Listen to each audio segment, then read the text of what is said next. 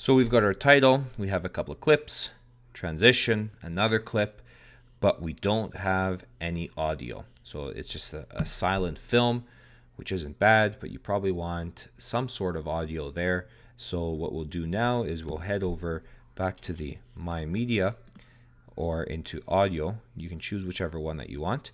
My Media will have only the footage and the clips that you imported for this particular event. If you choose audio, everything from your iTunes will show up onto there.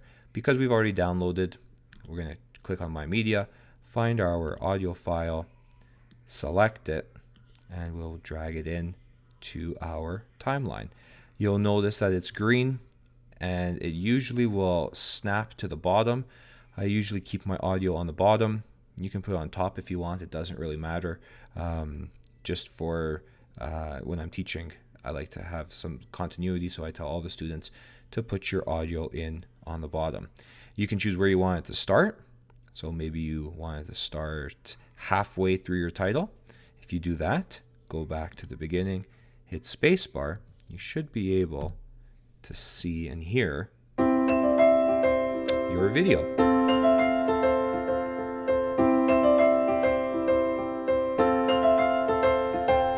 So that's all great.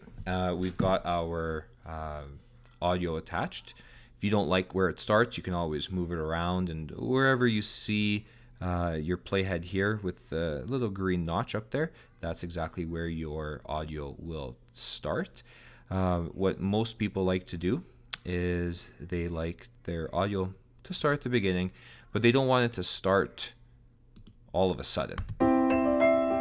Maybe they want to fade it in. So if you want to fade in your audio, select your audio clip, and you should see the yellow box around it, and then slide your mouse over so that you've got the double arrow. Now there's a few double arrows here. This is the horizontal one, but then you also have a vertical double arrow. To fade it in, we want the horizontal double arrow, so you'll move your mouse to the left until you see that double horizontal arrow. Then you can choose how you want to fade it in. How many seconds do you want your audio to take before it gets to the full volume? So let's go 3 seconds and take a look and see what it sounds like. It was slight, but you could hear it. It faded in. It was really quiet, and then it got to the full volume. You'll also notice, and this is especially true if your sound is too low and you want to really increase it, there's also the vertical double arrows pointing up and down. This will actually increase your volume percentage-wise, and you can go as high as 400%, or you can turn it all the way down really, really low to 0%. So let's just see what that looks like. Let's turn it up all the way. So there's a noticeable difference there. That's at 400%. But you can see on the WAV file, it's starting to clip, and those are the little red lines that you see there. So we'll bring it back down to 100%, where it's the original file.